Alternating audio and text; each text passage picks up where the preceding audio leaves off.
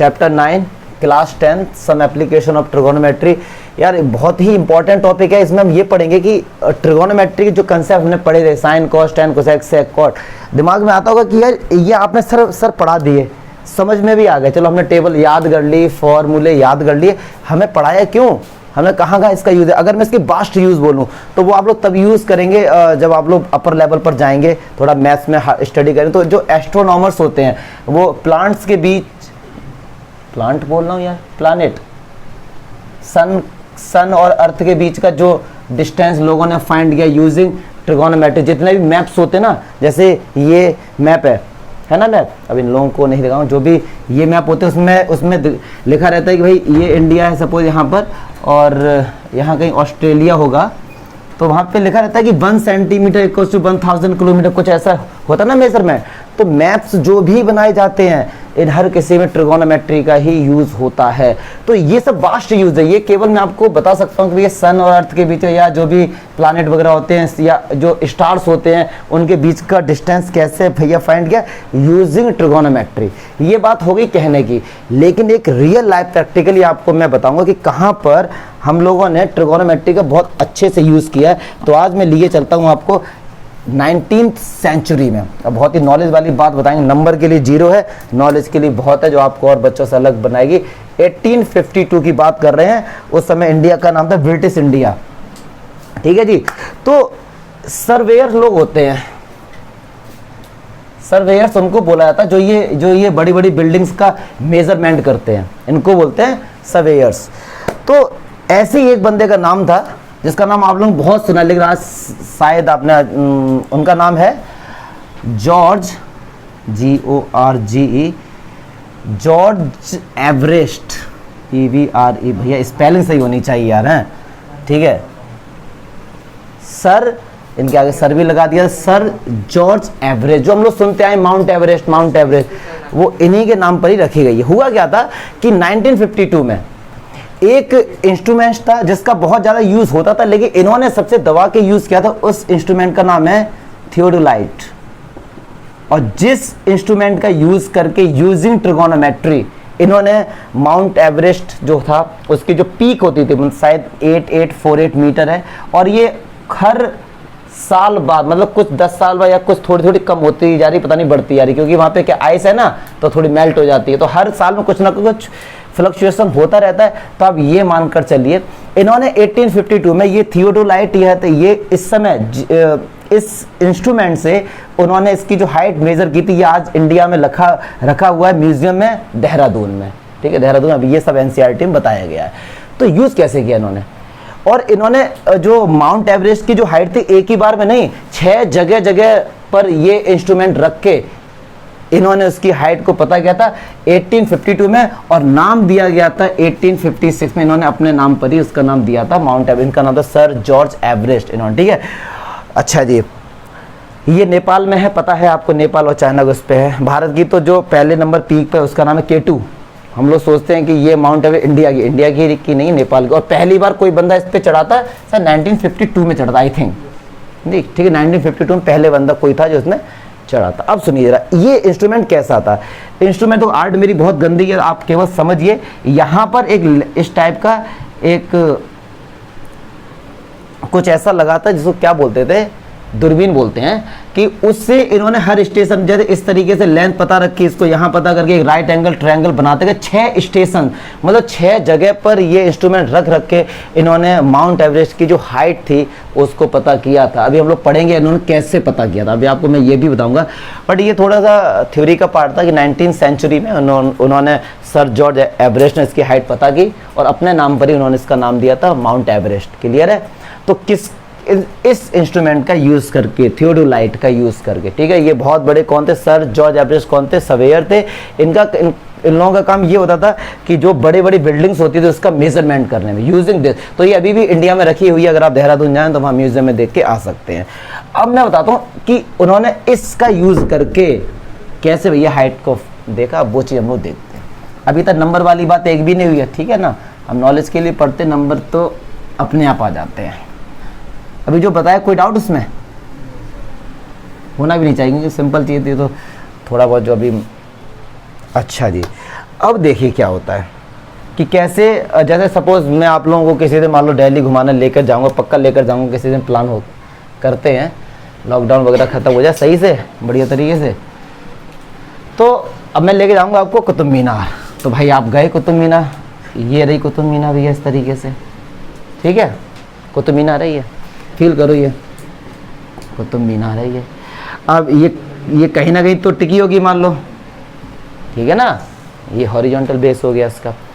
अब आप यहाँ पर हैं, और एक चीज़ बड़ी इसमें इमेजिनेशन का खेल है। मैं इसमें बोला जाएगा क्वेश्चन में कि एक बंदे ने भैया कुतुब मीनार के टॉप को देखा, तो ऐसा नहीं आप बंदा बनाने लगे, इस तरीके नहीं, उस लड़के की जो हाइट अगर गिवन है क्वेश्चन में तो ठीक है, अगर गिवन नहीं है तो उसकी एक पॉइंट मान लिया जाएगा उस बंदे को, ठीक है। ये दिमाग में लेकर चलनी है चीज। अगर क्वेश्चन में बोला जाएगा कि भैया जो वो लड़का है उसकी हाइट इतनी है तो ठीक है, अगर नहीं बोला गया हाइट के बारे में तो उसको एक पॉइंट मान लिया जाएगा केवल, ठीक है। ये थोड़ा आपको इमेजिन करना पड़ेगा। अब क्या हुआ, आप यहाँ पर खड़े हुए हैं और आप ऐसे देखते गए, आपने जब उसके टॉप पे जाके आप रुक गए एकदम, और आपने हमसे इससे क्वेश्चन पूछा कि सर आप ट्रिगोनोमेट्री पढ़ा रहे हैं तो आप बताइए कि इसकी हाइट क्या है कुतुब मीनार की, ठीक है जी चलिए।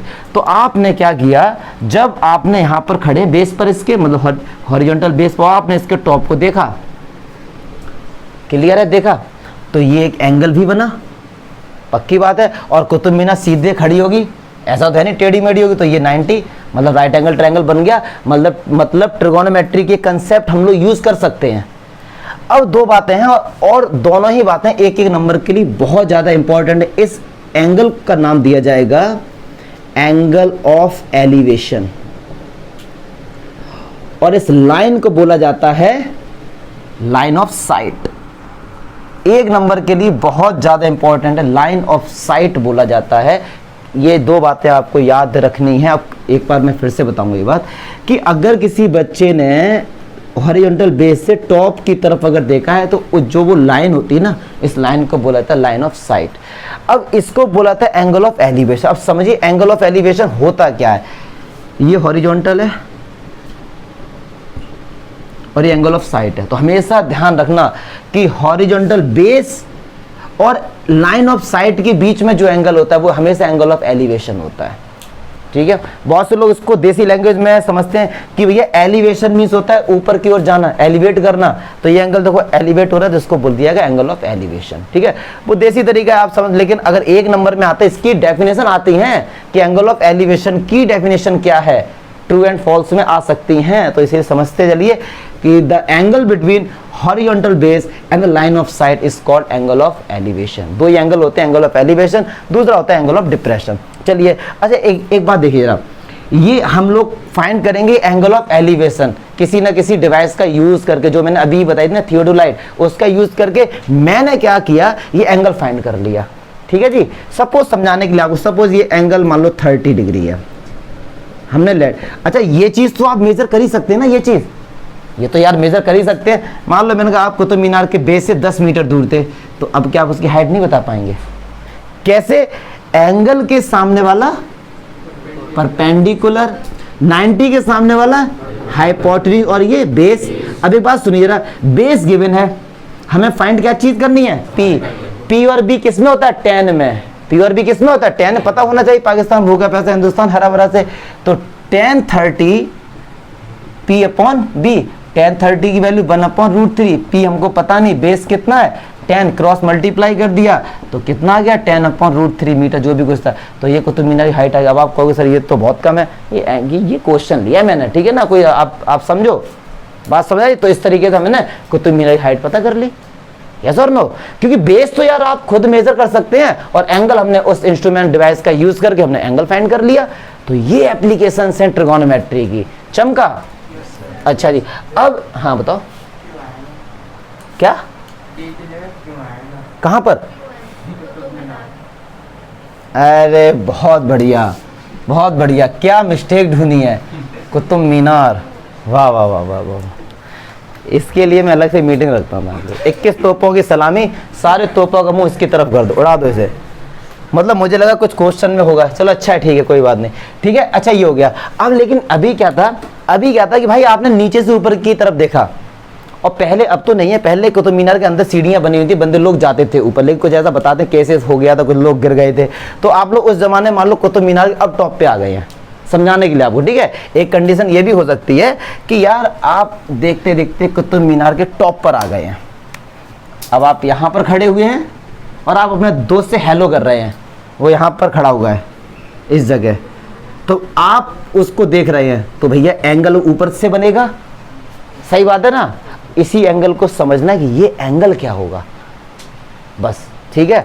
अब एंगल जो हमेशा बनेगा इस चैप्टर में वो हॉरिजॉन्टल बेस से ही बनेगा, ठीक है। अब आप यहां पर खड़े हुए, आपने अपने दोस्त से हेलो किया, तो अब जो एंगल ऊपर से आपने देखा तो भी तो एंगल बनेगा।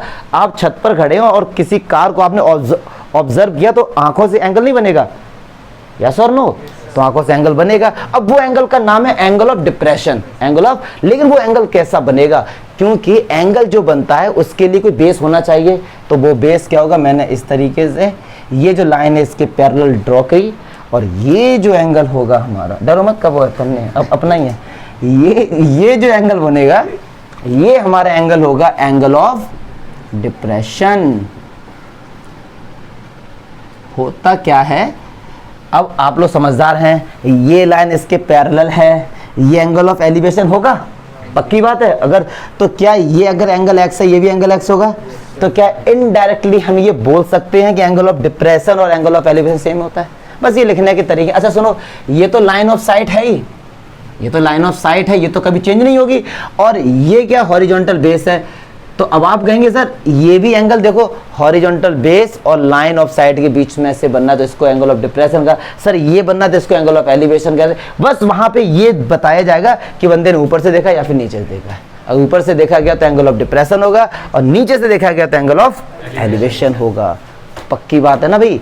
इसमें देखो दो ही एंगल है, मैं सारा खेल खत्म, बेसिक जो इंट्रो पार्ट था, इंट्रो पार्ट में ज़्यादा कुछ नहीं है, केवल यही सारी बातें। इसको लाइन ऑफ साइट बोला जाएगा, इसको एंगल ऑफ एलिवेशन, इसको एंगल ऑफ डिप्रेशन, बाकी जो भी ट्रिगोनोमेट्री चैप्टर 8 में पढ़ा था उसी का यूज़ होने वाला, कुछ भी अलग नहीं। बस ये थ्योरी थोड़ी सी याद रखना, इसको लाइन ऑफ साइट कहते हैं, इसको एंगल ऑफ डिप्रेशन कहते हैं, इसको एंगल ऑफ एलिवेशन कहते हैं। मुझे नहीं लगता कोई डाउट होगा इसमें, पक्की बात है, देख लो। चलो अब एग्जाम्पल इसी वीडियो में कवर कर लेंगे। चलिए देखते हैं एग्जाम्पल फर्स्ट, एनसीईआरटी करे गिराएगा क्या भाई, चलिए देखिए। अच्छा अब सुनो, ये यार इनमें थ्योरी है, बस सबसे बड़ा काम क्या है इस पूरे चैप्टर में कि लैंग्वेज को समझकर उसका डायग्राम बनाना। डायग्राम बन गया फिर तो बहुत सिंपल। अब कह रहे हैं अ tower stands vertically on the ground, कोई टावर है वो ग्राउंड पर वर्टिकली है। अब ये वर्टिकली नहीं समझते ना, एकदम सीधी, ये ग्राउंड है हमारा और ये टावर है, ठीक है जी। From a point on the ground, from a point on the ground, ground पर किसी भी पॉइंट से, इन्होंने कुछ नहीं बोला तो या पॉइंट इस तरफ ले लो या फिर इस तरफ ले लो, क्योंकि ये तो पूरा ग्राउंड ही है। सपोज मैंने बुक के अगेंस्ट लेते हैं, हमने पॉइंट यहाँ पर ले लिया एक पॉइंट, ठीक है जी। अच्छा फिर कह रहे हैं which is 15 metre away from the foot of the tower. अच्छा ये टावर का फुट यही तो होगा, पक्की बात है ना, ये टावर का टॉप है और ये क्या उसका फुट है। कह रहे हैं कि उसके फुट से 15 मीटर की दूरी पर वो पॉइंट आपको लेना है, तो वो पॉइंट यहां पर है। इसका मतलब क्या ये डिस्टेंस 15 मीटर नहीं होगा, यस और नो। कहीं पर भी डाउट हो तुरंत बोल देना यस। कोई कुछ बोला, सुना, मुझे ऐसा सुनाई दिया, ठीक है। The angle of elevation of the top of the tower is found to be 60 degree. अब सुनो, ये टावर का टॉप है और ये पॉइंट जो हमने लेट किया था, इसके बीच में जो एंगल ऑफ एलिवेशन है वो कितने का है, 60 का। अब अंडरस्टूड 60 ये होगा या फिर ये होगा, क्यों, ये एंगल ऑफ साइट हो गई है और ये हॉरिजॉन्टल बेस हो गया, तो एंगल ऑफ एलिवेशन यही तो होगा 60। क्लियर है। फिर कह रहे हैं find the height of the tower, इसका नाम दे दो ए बी सी। ये वर्टिकली थी मतलब ये एंगल 90 था। हमको क्या फाइंड करना है, हमको फाइंड करना है। लेकिन एक चीज बता दूं, सुनो एक चीज बता देता हूं, एक क्वेश्चन चलो मैं पूरा प्रॉपर वे में करके बताता हूँ एग्जाम में कैसे करके आएंगे, ठीक है। तो आप यहाँ पे लिख के आएंगे let A C B a tower. ये थोड़ा सा लिख के आना पड़ेगा आपको, अपनी हैबिट डालनी पड़ेगी, मैं बार बार नहीं लिखूंगा, ठीक है। And B is a point on the ground, B is the point. थोड़ा सा इंग्लिश वगैरह लिख के आ जाए करो क्योंकि आपको नंबर भी चाहिए। ऑन द ग्राउंड ठीक है, and the angle of elevation, angle ABC, angle of elevation is 60 degree. क्या फाइंड करना है, क्या फाइंड करना है? AC फाइंड करनी है ना भाई। तो चलिए, अच्छा अभी देखिए इस एंगल के लिए AC क्या होगी? परपेंडिकुलर। क्या होगी? परपेंडिकुलर। और ये क्या होगी? हाइपोटेन्यूज। और ये क्या हो गया? बेस। अब सुनो, हमको परपेंडिकुलर फाइंड करना है, बेस गिवन है, बेस का यूज करेंगे, मतलब P फाइंड करना, B दिया गया। तो P और B किस में आता है? tan में या फिर cot में, दोनों से आंसर एक ही आएगा, क्योंकि आपको पता होना चाहिए पाकिस्तान, हिंदुस्तान, तो sin cos tan, तो tan P/B होता है, या cot लोगे तो B/P, दोनों से आंसर एक ही आएगा। मैं दोनों से करके दिखा दूंगा। तो हम यहाँ पे लेंगे in triangle ABC tan 60 equals to AC upon AB, yes और नो। और tan 60 की वैल्यू क्या होती है? √3 होती है भाई। AC हमको पता नहीं, मान लो ये x मीटर है, और AB कितना है? 15। क्रॉस मल्टीप्लाई कर दिया तो 15 √3 मीटर आ गया। √3 की वैल्यू पुट करना चाहो 1.732 पुट कर सकते हैं, इनका मल्टीप्लाई कर दो, या फिर इतना भी छोड़ के आप लोग आ सकते हैं। आप बताइए कि सर इस क्वेश्चन में हमको ये डाउट हुआ, ये चक्कर समझ आया ना कि मैंने tan क्यों लिया। चलो मैंने cot से भी बोला था, cot से भी करके हम दिखा देते हैं। तो ट्रायंगल ABC में cot 60, cot के लिए क्या होता है? B/P, मतलब B पहले आएगा 15/x, और cot 60 की वैल्यू क्या होती है? 1/√3। कर दो क्रॉस मल्टीप्लाई, 15 √3 मीटर। चमका? क्या डाउट हुआ? क्योंकि अभी ये सबसे सिंपल क्वेश्चन था, ये 1 नंबर का क्वेश्चन है। अब धीरे धीरे लेवल बढ़ेगा इनका, तो आप स्टार्टिंग से समझते चलिए। टॉप ये हो गया, फुट ये हो गया, पॉइंट ये हो गया, हम कैसा भी। और वर्टिकली का मीनिंग 90, इसमें बोलते नहीं है कि ये एंगल 90 होगा, आपको खुद समझना पड़ेगा। वर्टिकली मीन्स क्या होता है? कोई सीधी है तो ये 90 होगी, वो यस और नो। तो छापो से। Example 2, an electrician has to repair an electric fault on a pole of a height 5 metre. आपने देखे होंगे सड़क पे जो पोल वगैरह लगे रहते हैं, कुछ भैया इलेक्ट्रिक फॉल्ट हो गया होगा। हमारे यहाँ तो बंदा छिड़ जाते हैं, शायद उनके यहाँ कोई जैसी फॉल्ट हो गया। ये रहा इलेक्ट्रिक पोल हमारा, AB नाम दे दिया यार इसका। इसकी लेंथ कितनी है? 5 मीटर है। सही बात है, कहीं ना कहीं तो खड़ा होगा किसी ग्राउंड पर। ये रहा ग्राउंड हमारा, समझते चलिए। कह रहे हैं सी नीड्स, ओहो सी नीड्स मतलब ये पता लग गया कि इलेक्ट्रीशियन लड़की है। सी नीड, कितनी नई बात पता लगी। She needs to reach a point 1.3 metre below the top of the pole to undertake the repair of the. बहुत ही ज्यादा इंपॉर्टेंट बात इन्होंने कही, एक बात समझ रहा, अगर ये 5 मीटर का पोल है और यार अगर मान लो कहीं पर यहाँ पर फॉल्ट हो गया, कहीं पर ही फॉल्ट हो गया, तो आप पक्की बात है कि इस पे सीढ़ी लगाएंगे, लैडर लगाएंगे। तो यार ये अंडरस्टूड है कि सीढ़ी एकदम टॉप पर तो लगाओगे नहीं, क्योंकि आपकी खुद की भी तो हाइट है कुछ। सपोज आपकी हाइट है मान लो 2 मीटर, 2 मीटर बहुत हो गया, मान लो 1.5 मीटर के आप हैं, तो आप जो सीढ़ी आप लगा देंगे इस जगह, क्योंकि यहाँ पर होगा आपका पैर और आप यहाँ तक पहुंच जाएंगे आराम से। यस और नो, ये बात समझ आ रही है? यही क्वेश्चन में बोला, क्योंकि हमारी खुद की भी तो हाइट है कुछ। अरे बात समझ रहे हैं या नहीं समझ रहे ना? तो जो चढ़ी है बहन जी इस पे, अब उनकी तो ये कह रहे हैं she needs to reach a point 1.3 metre below the top of the pole, मतलब ये पोल से 1.3 मीटर नीचे की तरफ, यहां पर मान लो ये डिस्टेंस कितना, 1.3 मीटर। क्लियर है? पक्की बात है? ठीक है। क्यों मैंने यहां से लिया, कह रहे हैं कि फ्रॉम द टॉप से 1.3 मीटर नीचे की तरफ, ठीक है, to undertake the repair work. What should be the length of the ladder that she should use which. अब देखिए यहाँ पे उसने लैडर यूज कर दी इस तरीके से, ये रही लैडर, ABC नाम दे दिया। पोल है, पोल सीधा ही होगा, लहरा तो नहीं होगा। तो कोई डाउट है यहाँ तक? अच्छा ये चीज़ बता दें क्यों इन्होंने बोला है कि क्योंकि उस बंदी की खुद हाइट 1.3 मीटर होगी, इसलिए ना इस तरीके से। अब क्या बोल रहे हैं कि ये बताओ इस लैडर की हाइट क्या होगी? मोस्ट इंपॉर्टेंट क्वेश्चन है ये।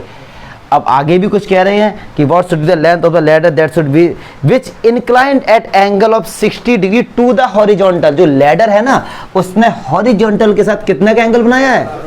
अब यहाँ पे एंगल ऑफ एलिवेशन बोला नहीं गया था, इनडायरेक्टली समझो कि इस लैडर ने हॉरिजॉन्टल के साथ कितने का। अगर वो ये कहते कि इस लैडर ने पोल के साथ एंगल बनाया तो ये वाला हो जाता, ठीक है ना, समझ। अगर एंगल ऑफ डिप्रेशन कहते तो ये वाला हो जाता बाहर की तरफ, ठीक है। तो ये चीज बस हमको समझनी है।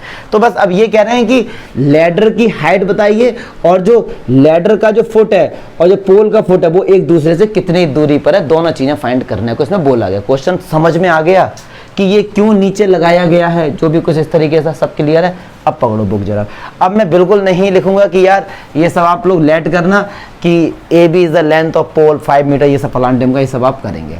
चलिए अच्छा, अब राइट एंगल ट्रायंगल क्या बन गया हमारा, BCD, यस और नो। ए का तो काम खत्म हो गया। तो यार ये बताओ कि भाई ये कितनी होगी फिर 3.7, 5 से 1.3 माइनस करेंगे तो ये कितनी हो जाएगी 3.7 मीटर। क्लियर है। एंगल के सामने वाला परपेंडिकुलर और 90 के सामने वाला और ये। अच्छा हमको दोनों ही फाइंड करने हैं, हाइपोटेन्यूज भी फाइंड करनी, बेस भी फाइंड। लेकिन एक बार में तो कोई एक ही चीज फाइंड कर पाएंगे ना, तो पहले किसे फाइंड करें बताओ, आप लोग बताइए किसको फाइंड करें, बेस को फाइंड करें। चलिए तो 90 के सामने वाला परपेंडिकुलर, बेस हमको फाइंड करना। P और B किस में होते हैं, tan में होते हैं। तो triangle BCD tan 60 equals to perpendicular BD upon BC। तो tan 60 की वैल्यू √3, भाई BD कितना है 3.7 और BC हमको पता नहीं, तो BC बराबर क्या हो जाएगा 3.7 अपॉन √3। और हमने पढ़ा है क्लास 9th में कि भैया √3 मतलब रूट के नंबर नीचे रहते हैं तो उनको रैशनलाइज कर देते हैं, तो √3 का ऊपर नीचे मल्टीप्लाई कर देंगे तो ये कितना हो जाएगा 3.7 √3 अपॉन 3। और इस क्वेश्चन में देखो बोला गया है कि √3 की जगह 1.73 पुट करना है, तो आपको करना पड़ेगा। अगर क्वेश्चन में बोला गया है तो 3.7 into 1.732 upon 3, do your self. ये कैलकुलेशन है, कोई मतलब टफ तो है नहीं, कैलकुलेशन आपको खुद से करनी है। तो बेस हमारा निकल कर आ गया। अच्छा जी, अब फाइंड करें हाइपोटेन्यूज। तो दो तरीके से फाइंड कर सकते हैं, एक तो यूजिंग पाइथागोरस थ्योरम, ठीक है ना, क्यों ये पता लग गया, ये भी पता लग गया, पाइथागोरस थ्योरम का यूज करके भी, और बिना पाइथागोरस थ्योरम के भी फाइंड कर सकते। एक बात सुनिए, हमको परपेंडिकुलर पता है और हाइपोटेन्यूज फाइंड करनी। P और H किस में होता है, साइन में। तो sine 60 equals to P upon H, H बोले तो CD। साइन 60 की वैल्यू √3/2, ये 3.7 अपॉन CD, तो √3 CD इक्वल टू 3.7 इंटू 2, तो CD हो गया हमारे पास अपॉन √3। रैशनलाइज कर दो फिर से, ठीक है। तो भैया 774 √3 अपॉन 3, √3 की जगह 1.732 पुट कर देना भैया। इस तरीके से आपका आंसर आ जाएगा। बस जो समझने वाली बात थी अंशिका वो ये थी, ये डाउट क्लियर हुआ कि पहले क्यों रख दी गई है, क्लियर है। अब दिमाग में ये क्वेश्चन आ रहा हो कि सर एक काम करते ना इस क्वेश्चन में, वो तो क्वेश्चन में बोला कि सर हम CD यहीं पर रखते हैं। अब CD में हमको पता है कि क्या होते हैं, रंग्स लगे होते हैं, इनको रंग्स बोलते हैं, रंग्स लगे होते हैं। तो एक बंदा यहाँ पर खड़ा होके भी कर सकता था, सही बात है कर, लेकिन क्वेश्चन में बोला गया है ऐसा कि हर कोई बेवकूफ थोड़ी ना होता। वो जो भैया लड़की थी वो पढ़ी लिखी थी, उसने कहा कि मैं अपने हाइट का भी यूज करूंगी, सही बात, उसने हाइट का यूज कर। ये क्वेश्चन को लॉजिकल बनाने के लिए ऐसा किया गया था, ठीक है। कोई डाउट है तो बताइए। एग्जाम्पल 3 अच्छा क्वेश्चन है, देखते भाई सारे क्वेश्चन इसके ठीक ही हैं। कह रहे हैं कि एन ऑब्जर्वर में ऑब्जर्व करने वाला 1.5 मीटर टॉल, भैया हाइट दे दी गई तो आप इसको एक पॉइंट कंसीडर नहीं करेंगे। 1.5 metre tall is 28.5 metre away from a chimney.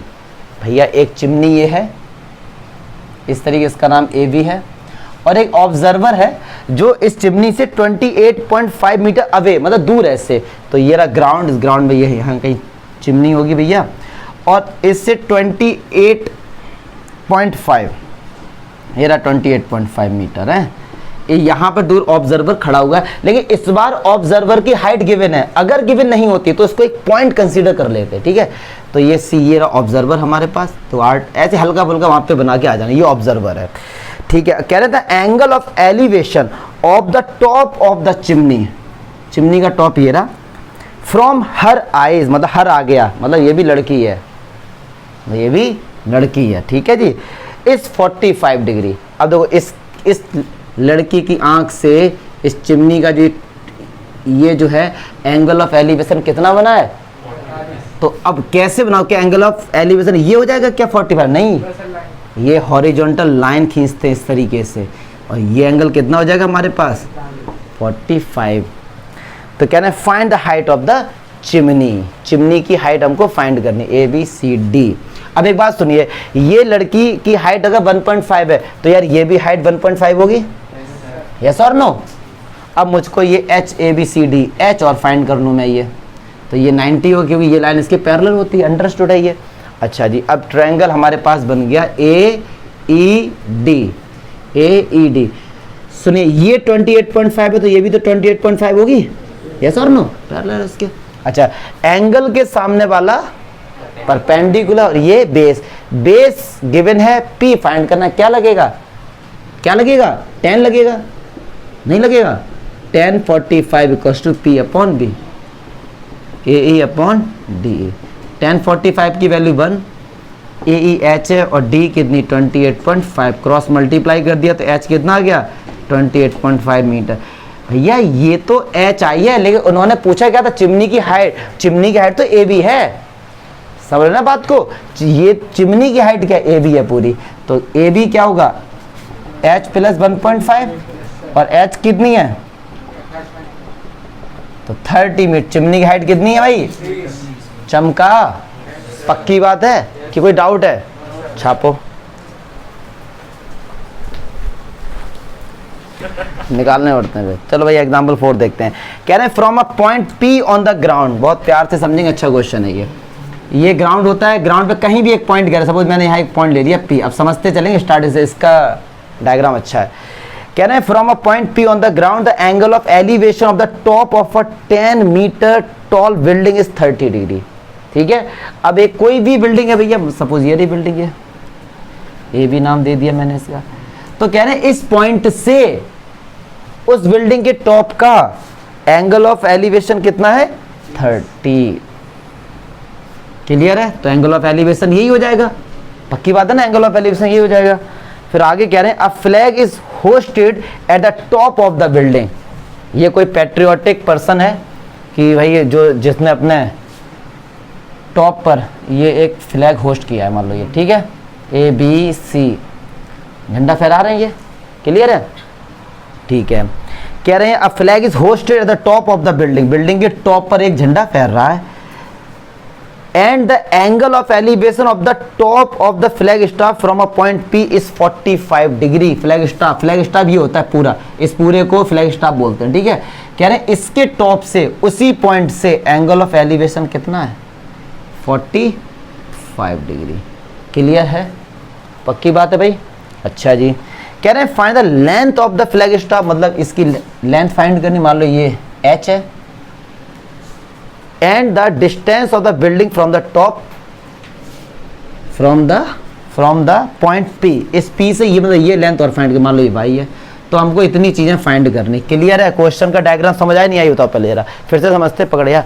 एक मकान है, एक टॉल बिल्डिंग है, एक किसी ग्राउंड से कोई भी एक पॉइंट लिया, वहां से एंगल ऑफ एलिवेशन 30 है, उस बिल्डिंग पर एक फ्लैग होस्ट हो रहा है, उसके टॉप से एंगल 45 डिग्री है, तो फ्लैग स्टॉप की लेंथ बताइए और वो कितना दूर है पॉइंट उस ग्राउंड उसके बेस से, वो बताइए। बस ये दो चीज़ हमको फाइंड करनी। अच्छा एक चीज़ और बता दें, इस क्वेश्चन को बताने से पहले याद, हमेशा सारे बच्चे इस बात को याद रखें, है तो बहुत सिंपल चीज़, आप याद रखिए, जितना ही ये पॉइंट से सपोज एंगल 45 डिग्री है, समझते चलना ध्यान से रहा। अब एंगल यहाँ पर, अब ये पॉइंट यहाँ पर आ गया, अब ये एंगल बनेगा, तो ये जो एंगल होगा वो 45 से बड़ा होगा छोटा होगा? छोटा होगा बड़ा होगा? बड़ा होगा बेवकूफ। अब ये यहाँ पर ये और ज्यादा बड़ा होगा, क्यों? क्योंकि ये एंगल 90 हो रहा है, इधर एंगल इंक्रीज ही तो होगा ना। अरे जितना दूर पॉइंट जाएगा उतना ही तो एंगल छोटा होता जाएगा, और जितना उसके बेस के पास जाएगा उतना ही तो एंगल इंक्रीज होगा, यस और नो? अच्छा, ये एंगल अगर 45 है, अब पॉइंट अगर यहाँ पर ले लिया तो ये एंगल बढ़ जाएगा, पॉइंट यहाँ पर ले लिया तो एंगल बढ़ जाएगा, यस और नो? कहने का मतलब देखो यहाँ पर एंगल 30 था, ये एक पॉइंट थोड़ा ऊपर लिए तो एंगल इंक्रीज होगा, क्योंकि समझो ना यार, ये एंगल ये और एक ये एंगल है, तो अंडरस्टूड है ये एंगल बड़ा होगा, ठीक है।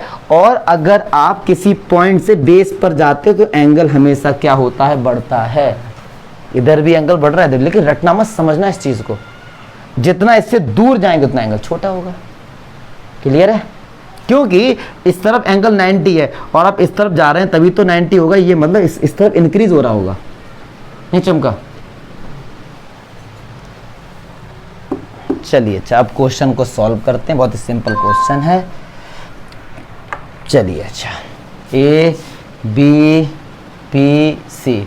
अब देखो यार, ये एंगल 30 है, पक्की बात है। अच्छा, इसकी कुछ हाइट दी गई ना, 10 मीटर है शायद, 10 मीटर दी गई है। चलिए अच्छा, तो अब एक ट्रायंगल लेंगे ए पी बी।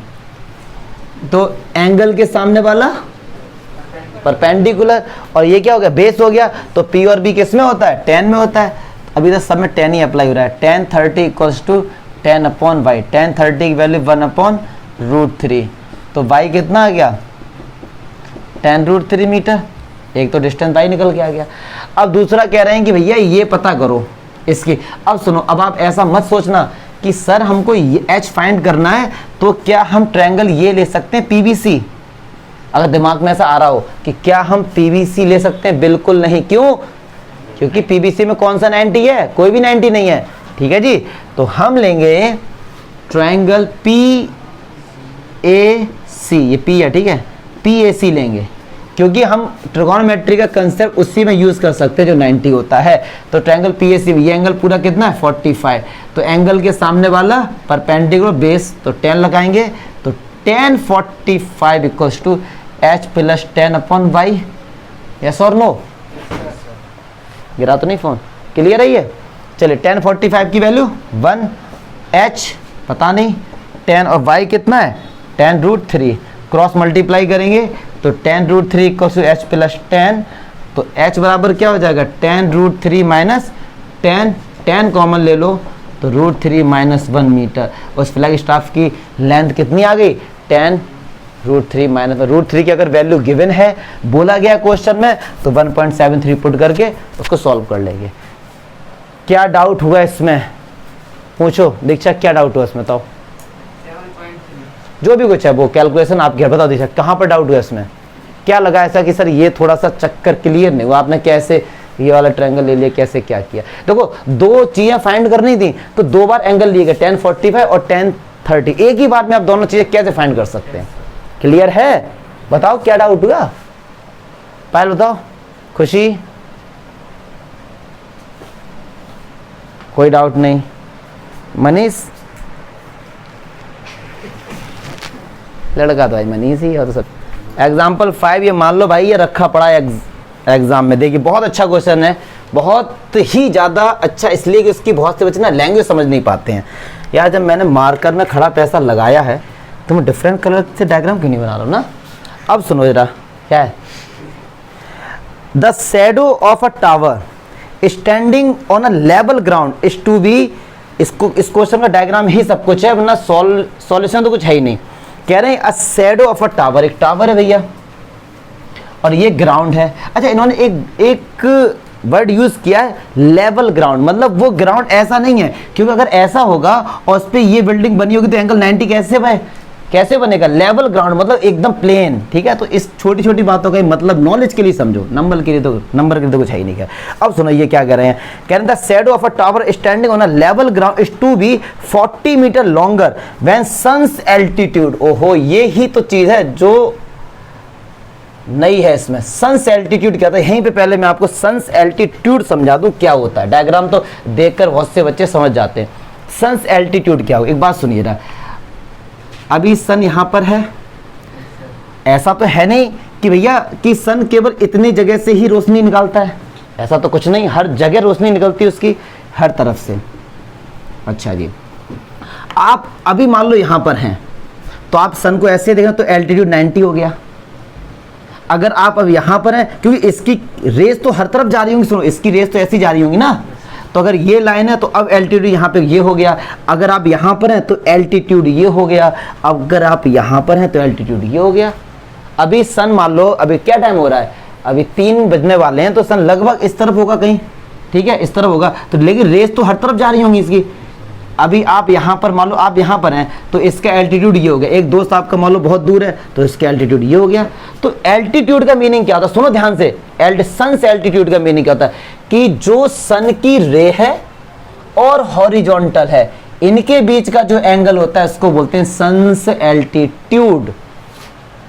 जो सन की रे है और जो हॉरिजॉन्टल है उसके बीच का जो एंगल होता है उसे क्या बोलते हैं, सन्स एल्टीट्यूड। ये बहुत नॉलेज वाली बात है, सुनो, क्योंकि बहुत से लोग इसका डायग्राम देखकर समझ जाते हैं लेकिन मीनिंग समझते नहीं है कि यार एक्चुअली में सन्स एल्टीट्यूड क्या हुआ। अब सुनो ध्यान से, अब इसको डायग्राम में बताएंगे तो और अच्छे से समझ आएगा। अच्छा जी, अब ये क्या कह रहे हैं कि ये एक बिल्डिंग है हमारी, ठीक है, और सन यहाँ कहीं होगा। और आप बहुत से बच्चों को ऐसा पता है कि सन कांस्टेंट, मतलब सन एक जगह पे रुका हुआ है, सन भी घूमता है, पता ना आपको ये बात। अगर डाउट है तो साइंस में के, हाँ ये डाउट है तो क्लियर करो, सन घूमता है, क्लियर करो उसको जाके, ठीक है।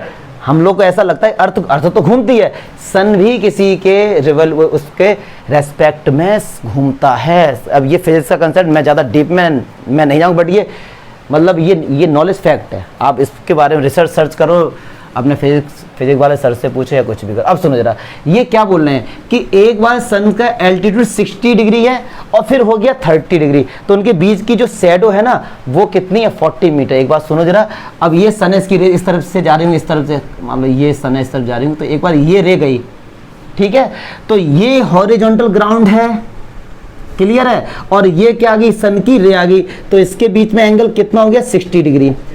अब सन तो भैया जाएगा इस तरफ, आप चाहे अर्थ को समझ लो या कुछ भी। अब मान लीजिए सन इस तरफ आ गया थोड़ी देर बाद, तो अब जो सन की रेज आई वो इस तरीके से गई है, तो अब ये एंगल कितना हो गया, 30 डिग्री, ऐसा बोला गया इसमें। तो देखो ये शैडो ही तो होगी बिल्डिंग की, तो ये कितनी है, 40 मीटर लॉन्गर, ये है 40 मीटर यार, ये है 40 मीटर। समझो बात को, कह रहे हैं कि अभी जब सन एल्टीट्यूड 60 था और फिर सन का एल्टीट्यूड 30 डिग्री हुआ, तो इसकी जो शैडो थी ना वो 40 मीटर बढ़ गई। और शैडो तो ऐसी आती ना, इसीलिए देखो मैंने सन को बिल्डिंग से पीछे रखा है, क्योंकि परछाई तभी तो बनेगी, क्लियर है ना। तो पहले 60 था, एक बात सुनो दीक्षा, ये 60 था, अब उन्होंने कहा कि एंगल 30 बनाया, तो देखो 30 मैंने इस तरफ बनाया है, क्योंकि इस तरफ अगर 30 लेते तो 60 से बड़ा होता। बात समझ आई ना। बहुत से वजह 30 यहाँ बना दें, इसको दिखा दे 40, गलत है, क्योंकि जितना आप बेस की तरफ जाएंगे उतना एंगल इंक्रीज होगा और जितना बेस से दूर जाएंगे उतना एंगल डिक्रीज होगा, क्लियर है। तो ये एंगल कितना हो गया 30, ये एंगल कितना हो गया 60। अब पूछा गया है यार इसमें find the height of the tower, tower की हाइट मान लीजिए h है, तो अब नामकरण कर दो ABC। ऋषभ ये बताओ सन एल्टीट्यूड का मीनिंग क्लियर हुआ, क्योंकि मैंने इसलिए बताया कि एल्टीट्यूड का मीनिंग होता है 90, तो बहुत से बच्चों के माइंड में सेट होगा या सन से एल्टीट्यूड मतलब सन की जो रेज है वो 90, या नहीं ऐसा नहीं है। सन एल्टीट्यूड का मीनिंग सन की जितनी भी रेज हैं, इनफाइनाइट रेज होंगी, उनका हॉरिजॉन्टल के साथ जो भी एंगल बनता है उसको बोलते हैं सन एल्टीट्यूड, क्लियर है। तो बस अब ये सब चीजें हमको फाइंड करनी है, h है, इसको x ले लेते हैं। चलिए अब हमसे पूछा कि हाइट पूछिए इसकी, तो चलो कोई सा भी एक बार इस ट्रायंगल को ले लेंगे, एक बार बड़े वाले को ले, किसी को भी आगे पीछे ले लो। तो ट्रायंगल ABC ये 90 है, एंगल के सामने वाला और ये बेस होगा, तो P और B किसमें, tan 60 equals to h/s x, tan 60 की वैल्यू √3, तो h/x ये हो गया, इक्वेशन 1 दे दी हमने ये। अब एक लेंगे बड़ा वाला ट्रायंगल ABD, तो ABD देखें एंगल के सामने वाला परपेंडिकुलर, तो tan 30 degree equals to AB/40 plus x, yes और नो। तो tan 30 की वैल्यू 1/, AB कितना h और 40 प्लस, अच्छा हमको फाइंड क्या करना है, h, तो x की वैल्यू यहां से निकालो, x की वैल्यू यहां से निकालो, तो h/√3 आएगी, यस और नो। बच्चे तो नहीं यार निकाल लोगे, तो x की जगह क्या पुट कर देंगे, h/√3। कायदे में आंसर तो आ गया, कैलकुलेटर है लेकिन मैं करके दिखा दूंगा। तो एलसीएम कितना आएगा, √3, तो ये हो गया 40√3 प्लस का h, √3 का इसके साथ क्या होगा, मल्टीप्लाई होगा, तो 1/√3 equals to h√3/40√3 plus h, clear है, क्रॉस मल्टीप्लाई, √3 का इसके साथ मल्टीप्लाई 3h, 40√3 प्लस का h, 3h से h गया तो 2h, 40√3 और 2 से डिवाइड कर देंगे, तो हाइट कितनी आ गई इसकी 20√3 मीटर। आंसर चेक करो पहले कोई भी एक बच्चा। सही है, सही है। तो सन से एल्टीट्यूड का मीनिंग समझ गए। अब देखो क्वेश्चन का लेवल बढ़ता जा रहा है धीरे धीरे ना, तो ये सन से एल्टीट्यूड आपका क्लियर हो गया। 60 इस तरफ 30 बोला गया तो इस तरफ, अब ये जो लेंथ थी किसकी थी, उसकी सेड होगी, वो इंक्रीज हो गई। सही बात है। तो डाउट्स हैं तो पूछो। मोस्ट इंपॉर्टेंट क्वेश्चन एग्जाम्पल से, अगर ये बोर्ड में आना है कि 90% चांस है कि ये इस टाइप के क्वेश्चन आते हैं कि इसका डायग्राम अलग है। कह रहे हैं the angle of depression of the top and the bottom of an 8 metre tall building. इतना ही पढ़ो, पहले क्वेश्चन थोड़ा पढ़ो और उसका डायग्राम बनाओ। सबसे पहले क्या, ये ग्राउंड है, ग्राउंड बनाइए, ये 8 मीटर टॉल बिल्डिंग है। अब मैं इसको दोबारा से पढ़ूंगा। The angle of depression of the top and bottom of the 8 metre tall building. ये 8 मीटर टॉल बिल्डिंग का ये क्या हो गया, बॉटम, और ये क्या हो गया इसका टॉप। पक्की बात है, यहां तक कोई दिक्कत नहीं होनी चाहिए। कह रहे हैं कि top building from the top of a multi storeyed building. एक तो ये टॉल बिल्डिंग है और एक मल्टी स्टोरेड बिल्डिंग है, तो इससे बड़ी होगी छोटी होगी, पक्की बात है, डाउट तो नहीं कोई। यही खेलता है क्योंकि दो बिल्डिंग की इसमें बात हो रही है, एक टॉल बिल्डिंग है, एक मल्टी स्टोरी, मतलब एक के ऊपर एक, तो पक्की बात इससे बड़ी होगी। तो किस तरफ भी ले लो, मैं बुक के उल्टा लूंगा तो आप लोग माइंड सेट हो जाएगा। ये रही भैया, इससे बड़ी होगी CD। मैं फिर से क्वेश्चन पढ़ता हूं। The angle of depression of the top and the bottom of a 8 meter tall building from the top of a multi-storied building are 30 degree and 45 degree। मैं एक चीज यहाँ लिख दूं क्वेश्चन की तो बहुत अच्छे से फील आएगा। Angle of depression of the top and bottom of tall building is 30 and 45। अब समझो खेल यहां से शुरू है, अब मैं बताऊंगा पूरा। ये 8 मीटर टॉल बिल्डिंग है, इसके टॉप से और इसके बॉटम से, क्लियर। अच्छा, एंगल ऑफ डिप्रेशन बनना है तो ऊपर से ही तो बनना होगा, ये भी बात सही है। तो क्या कह रहे हैं, सुनो ध्यान से जरा। कह रहे हैं कि जो 8 मीटर टॉल बिल्डिंग है उसके टॉप से और इसके बॉटम से, दोनों से मल्टी स्टोरेज बिल्डिंग के टॉप के साथ एंगल ऑफ डिप्रेशन बनना है। कितना, 30 डिग्री एंड 45 डिग्री रेस्पेक्टिवली। क्या बोला गया, रेस्पेक्टिवली। अच्छा एक चीज ये बस देख लें कि बुक दिखाओ जरा कि पहले टॉप है कि पहले बॉटम है। ए यार हमें सब ऐसे ही मिले,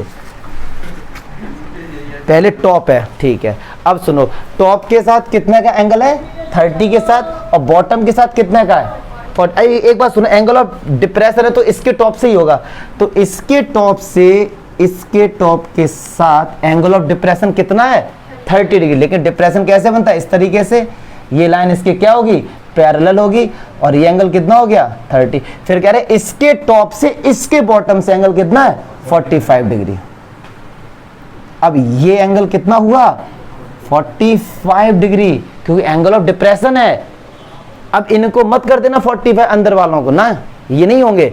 तो इनडायरेक्टली क्या हम ये बोल सकते हैं, ये 45 है तो ये 45 होगा अल्टरनेट, क्योंकि ये दोनों लाइन आपस में क्या है, पैरेलल है। अगर यहां से मैं इसके पहले ये लाइन ड्रॉ करता हूं इस तरीके से, तो क्या ये 30 नहीं होगा। देखो लेवल बढ़ गया क्वेश्चन का, पता भी नहीं लगा बातों बातों में। तो ये अच्छे क्वेश्चन हैं, फिर से देखते हैं एक बार। क्या बोला गया था, एक 8 मीटर टॉल बिल्डिंग है, ए बी नाम है इसका, और एक मल्टी स्टोरेज बिल्डिंग है। तो मल्टी स्टोरेज बिल्डिंग के टॉप से बोला गया क्वेश्चन में, जो टॉल बिल्डिंग है उसके टॉप से और उसके बॉटम से एंगल ऑफ डिप्रेशन कितना है, 30 डिग्री एंड 45 डिग्री। चमका। तो ये 45 है तो भैया अल्टरनेट से ये भी 45 हो जाए। क्यों, ये दोनों आपस में क्या है, पैरेलल। और ये 30 है तो ये एंगल 30 मैंने खुद से ड्रॉ कर लिया, ये लाइन इसके पहले ड्रॉ करके। क्लियर है मनीष, कोई डाउट, पक्का, गुड। अब भैया क्या बोला गया जरा ये बता दो, बंद कर दी बुक, खोलिए। कह रहे हैं कि find the height of the multi storage building, ठीक है, मल्टी स्टोरेज बिल्डिंग की हाइट फाइंड करनी है, and the distance between two building, और इनके बीच के डिस्टेंस फाइंड करना। चलिए अच्छा एक बात सुनिए, अगर ये 8 है तो ये भी 8 होगी, पक्की बात, A B C D E, clear है ना भाई। अगर ये 8 है तो ये भी 8 होगी, यस और नो, और ये कितनी है, H। अब एक एक करके भैया लेते हैं, ठीक है, बहुत बढ़िया। तो चलिए एंगल लेते हैं हम लोग। किसने याद किया? हाँ जी सर, वीडियो बनना है जरा अभी, ठीक है, बाद में करता हूँ। पढ़ा रहता हूँ ऑनलाइन ना, ठीक। तो अब देखो जरा, एक तो ये 30 डिग्री वाला है और एक ये 45 डिग्री वाला। तो एक बार 30 डिग्री वाला लेंगे, एक बार 45 वाला लेंगे। तो एक बार ट्रायंगल इसको ले लेंगे, ये वाला, ये वाला, ये वाला, ये वाला। क्लियर है? इसकी कैलकुलेशन भी बहुत धांसू है। AED ट्रायंगल, 30 के सामने वाला, एंगल के सामने वाला परपेंडिकुलर, और मान लो ये x है तो ये भी x होगा पूरा, यस और नो।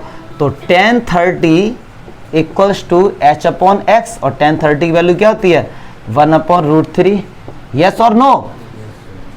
कोई डाउट है क्या? अब जो आप लोगों का जोश कम हो गया, स्टार्टिंग में सिंपल सिंपल क्वेश्चन है तो ठीक था, अब 4 मार्क्स क्या रहे तो आप लोग ऐसे कर रहे हो। चलिए अच्छा, अब एक ट्रायंगल लेंगे ये वाला जिसमें एक एंगल ये है। तो ट्रायंगल BCD, ट्रायंगल BCD, तो tan 45 लेंगे। तो tan 45 के लिए h + 8/x, यस और नो। हमको h भी फाइंड करना है, हमको x भी फाइंड करना है, सब कुछ फाइंड करना है।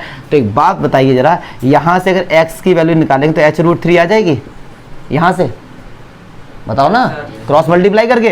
तो tan 45 क्या होता है? 1। तो h + 8/x, तो x बराबर क्या हो जाएगा? h + 8, x की जगह कितना पुट कर देंगे? h√3। तो h√3 इक्वल्स टू h + 8, ये माइनस करेंगे इधर, h√3 minus h equals to 8।